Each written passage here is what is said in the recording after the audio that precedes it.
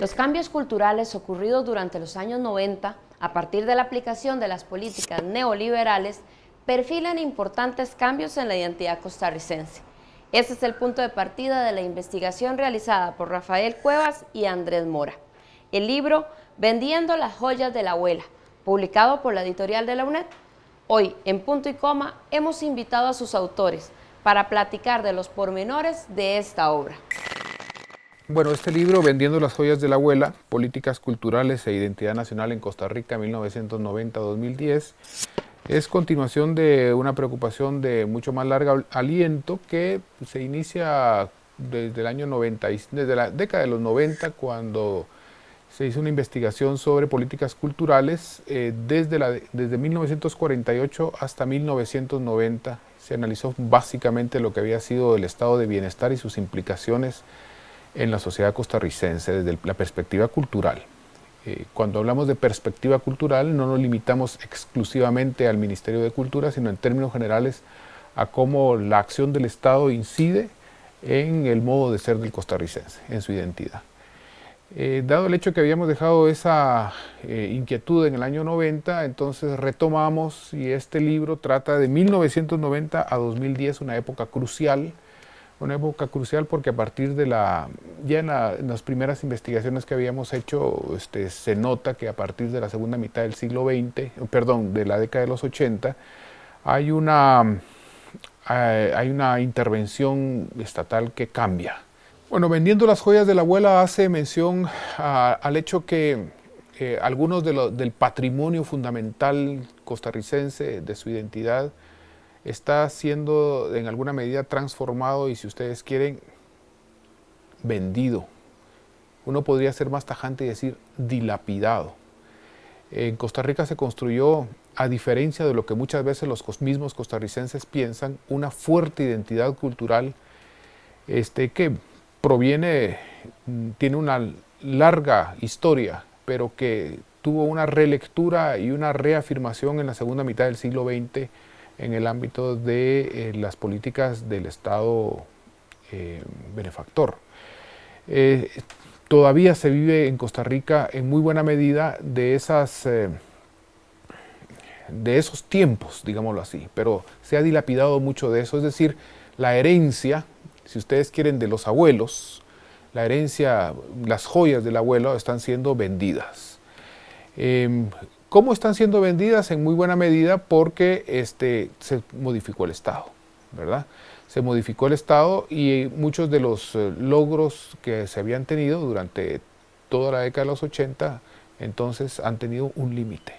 ¿Qué tipo de logros? Bueno, hay algunas cosas que a los costarricenses les parecen totalmente naturales, pero que no lo son. Por ejemplo, en este momento, en Costa Rica hay, solo para dar un ejemplo, hay un fuerte incremento del número de diseñadores. Y entonces, ¿de dónde proviene eso? Proviene de las políticas del Estado benefactor, que se encargó de tener escuelas de bellas artes, de artes plásticas, de diseño, que crearon una masa crítica de profesionales que el día de hoy están teniendo una presencia activa, creativa en la cultura costarricense. Entonces, claro, el Estado benefactor tuvo una gran incidencia sobre eso, pero eso está cambiando. Yo diría que estamos en un proceso de transición hacia algo nuevo. Ese algo nuevo no lo tenemos muy claro todavía, aunque nosotros sí podemos avisorar algunas posibilidades de lo que va a ser en el futuro. Indudablemente, la involución de la inversión pública en el sector cultura confirma la inclinación por diluir cada vez más el papel del Estado benefactor como mecenas y soporte económico de entidades culturales. Por supuesto, el debilitamiento financiero, producto de decisiones políticas y económicas de las autoridades de turno en los más altos niveles del Estado, no es de ninguna manera inocuo. El reducido presupuesto estatal se dedica, en su mayor parte, al mantenimiento de instituciones orientadas a la producción de una cultura de élite y no al desarrollo cultural de los sectores populares. Bueno, mi nombre es Andrés Mora, soy profesor universitario en la Universidad Nacional, tengo un poco más de 5 años de trabajar ya en esta institución El libro Vendiendo las joyas de la abuela es un trabajo que realizamos en el Instituto de Estudios Latinoamericanos de la Universidad Nacional, una investigación que nos llevó alrededor de 2 años y que aborda algunas de las problemáticas relacionadas con un proceso de cambio cultural que experimenta Costa Rica en las últimas décadas, que es muy complejo, que podríamos definir como neoliberal, ¿no? Y esa complejidad del libro la aborda también desde distintas perspectivas. Es un trabajo que se concentró no solamente en qué hace el Estado, o qué ha venido haciendo y qué ha dejado de hacer, sino también qué participación tienen otros actores de la sociedad costarricense en el campo cultural. Políticas económicas, políticas sociales y evidentemente políticas culturales que se inscribieron en esta visión ideológica. Eso termina permeando también a las instituciones culturales, ¿no? Entonces el Ministerio de Cultura, que se había gestado bajo ese periodo, digámoslo así, socialdemócrata, empieza a sufrir transformaciones también a partir de los años 90 y hasta nuestros días, ¿no? ¿Dónde podríamos ver algunas de esas transformaciones? Fundamentalmente en el rol que se le asigna a la cultura. Si antes podríamos decir que tenía, digamos, una misión de promoción social, de difusión del conocimiento, de las nuevas producciones, de una cultura general hacia la población, ahora se empieza a concebir a las instituciones culturales más bien como promotoras también, de alguna manera de negocios, ¿no? Se empieza a ver a la cultura como una mercancía, ¿no? Como un sector que debe generar un valor agregado, ya no solo artístico, sino un valor económico también a sus producciones. Y eso tiene que ver también con con qué hacen diferentes instancias del Ministerio de Cultura, con qué hacen también otros agentes u otras instituciones de la sociedad que tienen también un peso importante en todo esto, ¿no? Investigación, un camino al conocimiento, un enfoque cualitativo, cuantitativo y mixto. Rodrigo Barrantes analiza en este libro la investigación desde los 2 enfoques más tradicionales, el cualitativo y el cuantitativo, a los cuales suma un enfoque más reciente, el mixto. Vendiendo las joyas de la abuela. Políticas culturales de identidad nacional en Costa Rica, 1990-2010. Plantea que en este momento histórico el país se encuentra inmerso en un proceso de transición hacia un nuevo modelo de identidad, sin que el anterior haya dejado de tener vigencia. Una dimensión a tomar en cuenta dentro del estudio de las políticas culturales, y lo reflejamos en este libro, tiene que ver precisamente con ese impacto o esa relación que existe entre el modelo económico que se va imponiendo y se va configurando en el país y su impacto sobre la cultura, ¿verdad? En diferentes manifestaciones. Y uno podría decir que efectivamente las transformaciones que hoy vemos a nivel cultural tienen su explicación en buena parte también en cuál es el modelo de acumulación que se viene imponiendo al país, ¿no? Esa concentración de capitales, de inversiones, esa creación de nuevos grupos económicos que operan en Costa Rica, operan en Centroamérica, operan en toda América Latina, tiene también una influencia sobre qué estamos consumiendo a nivel cultural, cuál es el consumo cultural de la sociedad costarricense, cuáles son las tendencias también a nivel de la producción cultural, y también digamos que todas estas transformaciones van a tener un contexto de fondo, ¿no? Que es la cuestión dentro de esta visión neoliberal de restringir la inversión pública, el gasto social, como lo llaman ellos también. Pues también el Ministerio de Cultura empieza a vivir un periodo de crisis fiscal muy fuerte, ¿verdad? Los presupuestos empiezan a disminuir, se direcciona el dinero, el presupuesto del Estado hacia otras fuentes, y lo que tiene que ver con cultura empieza, digamos, a entrar en un periodo donde no tiene tantas posibilidades de inversión, ni de generar nuevos programas, nuevos proyectos. Pierde iniciativa el Estado costarricense y sus instituciones, y ganan entonces o aprovechan ese espacio otros actores como podrían ser entidades, fundaciones privadas, institutos que ganan en participación en este territorio de las políticas culturales. Y eso va a afectar a muchas instituciones, ¿no? Se debilita, por ejemplo, la televisión pública, pero ese debilitamiento también de lo que es, digamos, una producción audiovisual nacional empieza a ser aprovechado por agentes privados, ¿no? Llegan al país nuevos inversores, por ejemplo, en el tema de medios de comunicación, impresos, radiofónicos, audiovisuales, que ganan espacios que el Estado o no aprovecha durante mucho tiempo o fue cediendo poco a poco, ¿no? Entonces hoy tenemos, por ejemplo, una esfera audiovisual con un dominio prácticamente absoluto de los actores y de los inversionistas privados, y ocurre lo mismo con otras entidades, ¿verdad? Instituciones en el teatro, en la música, en la danza, ¿no? Afecta esa visión focalizada del gasto, afecta a todo el ámbito de las instituciones culturales en Costa Rica y es parte de lo que planteamos en la publicación, ¿no? Hacemos una radiografía, si se quiere, de cómo desde los años 90 hacia acá ha venido cambiando esa visión que, digamos, se promueve desde los ministerios de cultura y cómo se han ido transformando también las instituciones en uno u otro periodo, ¿no? Hasta hablar hoy de generar casi como clúster de industrias culturales en Costa Rica, ¿no? Pero además es parte de toda una disputa política que existe también en el país. No olvidemos que los partidos políticos responden también a grupos de interés, tienen sus visiones, muchas veces quienes han financiado campañas electorales pues también terminan incidiendo en el tipo de políticas públicas que se pueden desplegar y eso tiene su incidencia también en el campo de la política cultural. Dada la declarativa posición de buena parte de los agentes culturales costarricenses al modelo de desarrollo neoliberal, las políticas en cuestión se impulsan de forma vergonzante, es decir, sin que muchas veces sean explícitas. Esta situación crea confusión en los agentes culturales del campo cultural local, lo que se expresa, entre otras cosas, en la percepción de que el Estado no tiene políticas culturales claras o que no hace nada. Hace, sí, pero no en la dirección que muchos artistas o grupos culturales del país quisieran. Un teórico, un sociólogo argentino de nombre Atilio Borón, dice que lo que pasa es que a nosotros nos ha ganado, el neoliberalismo ha tenido serios tropiezos, y nosotros lo estamos viendo en toda América Latina, en el orden de lo económico, pero ganó la batalla cultural. Eso quiere decir que el sentido común neoliberal nos ha permeado a todos. Y ese sentido común neoliberal transforma nuestras identidades. Esa es una de las dimensiones que nosotros tratamos en el libro en relación con la identidad, pero también tratamos otra que es muy importante, que es la forma como el tema identitario es manejado desde la política con fines partidistas, si se quiere. Por ejemplo, nosotros tratamos dos casos, el caso de la Sele, que seguramente todos los costarricenses después de la experiencia en el Mundial de Brasil lo deben tener muy presente, deben tener muy claro el papel que juega la manipulación en torno a la selección nacional de fútbol y la afirmación de lo que nosotros podríamos llamar un chauvinismo nacionalista muy fuerte, a veces excluyente de otras formas de nacionalismo. Es decir, son actividades culturales que son manipuladas e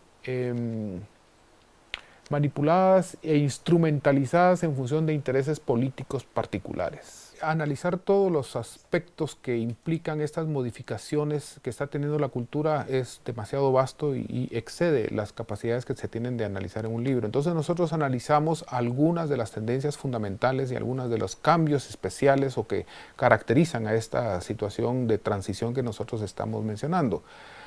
Una de ellas es el de los medios de comunicación, compra de franquicias y a eso se reduce la producción nacional y el resto es reproducción de enlatados. Eso tiene implicaciones ideológicas muy importantes porque la televisión es uno de los principales perfiladores de las identidades nacionales. Lo son la iglesia, lo es la familia, lo es la escuela, pero desde por lo menos los años 70 la televisión ha pasado a formar parte de este proceso de conformación de las identidades nacionales muy importantes, y lo que nosotros estamos recibiendo aquí es fundamentalmente enlatados, pues lógicamente lo que vamos a reproducir va a ser eso también. En la sección de animación del día de hoy presentamos una aventura extraída de los cuentos de mi tía Panchita, de nuestra entrañable escritora Carmen Lira. Había una vez dos compadres huechos, uno rico y otro pobre. El rico era muy mezquino, de los que no dan ni sal para un huevo. El pobre iba todos los viernes al monte a cortar leña que vendía en la ciudad cuando estaba seca. Uno de tantos viernes se extravió en la montaña y le cogió la noche sin poder dar con la salida. Cansado de andar de aquí y allá, resolvió subirse a un árbol para pasar allí la noche. Ató al tronco al burro que le ayudaba en su trabajo y él se encaramó casi hasta el cucurucho. Al rato de estar allí, vio de pronto que a lo lejos se encendía una luz. Bajó y se encaminó hacia ella. Cuando la perdía de vista, subía a un árbol y se orientaba. Al irse acercando, vio que se trataba de una gran casa iluminada, situada en un claro del bosque. Parecía como si en ella celebraran una gran fiesta. Se oía música, cánticos y carcajadas. Lunes y martes y miércoles 3. Educación en la sociedad de la información y el conocimiento. Una obra didáctica muy valiosa, en la cual se aborda, entre otros temas fundamentales, la relación entre tecnología, sociedad y cambio. Ida Fallas e Isabel Trejos conceptualizan el término tecnología educativa y analizan sus implicaciones en los paradigmas educativos. El libro Vendiendo las joyas de la abuela incluye una aproximación al papel que juegan las políticas culturales del Estado costarricense y algunos de sus efectos más significativos. Este proceso de transición que nosotros, digamos que identificamos en el ámbito de la cultura, es un proceso que en el sentido común la gente lo vive como una pérdida de valores. Esa pérdida de valores está dado por sus vivencias cotidianas y que en última instancia significa el cambio que está sufriendo en la sociedad y que, a lo cual hay que ajustarse. Paulatinamente hay que ajustarse a ello. Por ejemplo, ha crecido evidentemente el individualismo entre los costarricenses. Y digo que ha crecido porque siempre el costarricense ha tenido una personalidad social que uno podría caracterizar, que usualmente se caracteriza como bastante individualista, pero ha crecido aún más. Ese tipo de valores la gente lo siente muy fuertemente como una pérdida de valor. Así es como lo siente. Yo no estoy diciendo de que haya una pérdida de valores, pero lo siente como una pérdida de valores. Esa pérdida de valores, a lo que tiende la gente es a tratar, a ver con nostalgia un pasado, que lo ve como un pasado dorado, en el cual esas cosas no pasaban y al cual quisieran volver, ¿verdad? Pero quisieran volver además con una serie de beneficios que ha dado o que sienten que tienen ahora vinculados a las nuevas circunstancias sociales. Por ejemplo, que tienen más posibilidades de comunicarse vía internet, algo que no existía antes, que tienen un teléfono celular, pero sin vincular todas ese tipo de manifestaciones económicas y culturales con lo que son el cambio de sus valores, ¿verdad? Que los valores sociales en términos generales y que de una u otra forma todos vivimos. Ahora, esa situación de malestar ha llevado a que se hable con mucha frecuencia de la necesidad de rescatar valores. Los valores no se rescatan, ¿verdad? Es decir, los valores fueron y se transformaron. Si quieren que haya una modificación de esos valores o en alguna dirección nueva, tiene que haber una modificación también del entorno económico y social. Porque si ese entorno económico y social no cambia, los valores tampoco van a cambiar. Eso implica que si aquí tenemos las implicaciones políticas importantísimas en relación con la cultura. ¿Queremos cambiar nuestra forma de ser? Cambiemos nuestra forma de estructuración y de organización social, económica y política. Tenemos posibilidades de hacerlo. Una de las características del sentido común neoliberal es hacer creer a la gente o que nosotros creamos que no hay alternativa a lo que nosotros vivimos, pero sí hay alternativas. Lo que pasa es que no las podemos avisorar metidos dentro de nuestro sentido común actual, ¿verdad? Pero alternativas hay. Lo que pasa es que también muchas veces cuando las vemos nos asusta, porque el cambio asusta. La cultura es lo que tiende a mantener a las gentes vinculadas a lo que se es, a lo permanente. Entonces, cuando aparece lo nuevo, las posibilidades de cambio asustan. Sobre la problemática del financiamiento del Ministerio de Cultura, los análisis coinciden en señalar la poca importancia que le otorga la clase política costarricense, sin distingo de partidos, a la cultura y su aporte al desarrollo humano individual y del pueblo. Y en contraposición, destacan la docilidad con la que se aceptan las pautas de inversión pública y endeudamiento impuestos por la lógica del neoliberalismo y sus organismos financieros internacionales. A propósito, afirmaba en el año 2000 Melania Ortiz, directora del Museo Nacional: esta es una política de asfixia, de estrangulamiento. Estoy muy preocupada por tener un presupuesto tan constreñido. No podemos cumplir con la misión que se nos ha asignado. Yo pienso que en ese contexto de cambio cultural que experimenta el país y que hemos venido conversando, hay una dimensión importante que pueden cumplir, o una misión que pueden cumplir sobre todo las universidades públicas, ¿no? Por la capacidad, digamos, de las personas y de los profesionales que trabajan en ellas, por su vocación diferenciada de servicio social, ¿no? Respecto de otras instituciones del mismo Estado o del sector privado, y también, digamos, por un compromiso histórico que tienen las universidades con el desarrollo o con un modelo de desarrollo diferente en Costa Rica, ¿no? Mucho más inclusivo, mucho más social, de generar oportunidades. Puede generar o proponer otras visiones, otras alternativas, otros puntos de vista, decirles que la cultura puede ser otra cosa, más allá que el consumo, más allá que los espectáculos de masas, que hay otras posibilidades de repensar la cultura, el destino del país, lo que somos a nivel de nuestra identidad en construcción y en reelaboración. Pienso que hacia el futuro todos estos procesos que está experimentando el país de cambio en muchos niveles, y uno de ellos es el de la cultura, pues tendrá repercusiones que nos van a obligar como sociedad a tener grandes debates, a resolver temas pendientes. Algunas de las manifestaciones de este cambio cultural que ya se ven cotidianamente en el país tendrían que ver sobre todo en el orden de la identidad, ¿no? Esa identidad nacional, cómo nos pensamos, cómo nos vemos como costarricenses, cuál es ese nuevo imaginario que se está elaborando en el país a partir de toda ese remozón cultural que hemos tenido. Los héroes del siglo XIX no son los héroes del siglo XXI, ni los referentes identitarios son los mismos en el siglo XIX que hoy.